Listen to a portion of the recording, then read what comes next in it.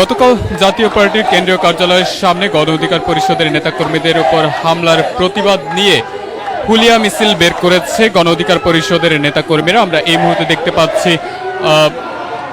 Al-Rajhi কমপ্লেক্সের ঠিক সামনে, বিজয়নগর আলরাজি কমপ্লেক্সে রয়েছে, তার ঠিক সামনের অংশে আমরা এই মুহূর্তে দেখতে পাচ্ছি গণ অধিকার পরিষদের নেতাকর্মীরা কিন্তু এখানে হুলিয়া মিছিল করছে এবং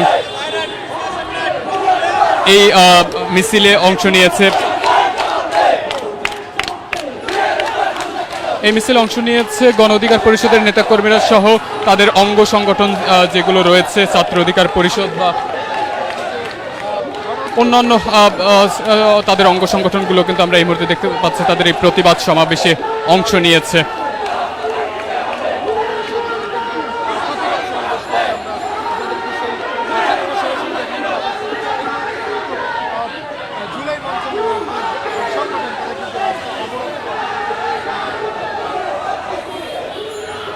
দর্শক দেখতে পাচ্ছি বিজয়নগর আলরাজি কমপ্লেক্সের সামনে থেকে দেখানোর চেষ্টা করছি গণ অধিকার পরিষদের প্রতিবাদ সমাবেশের সবশেষ পরিস্থিতি সম্পর্কে। দর্শক, আজ গণ অধিকার পরিষদের কেন্দ্রীয় কার্যালয়ের ঠিক সামনে প্রতিবাদ সমাবেশ ও হুলিয়া মিছিল অনুষ্ঠিত হচ্ছে।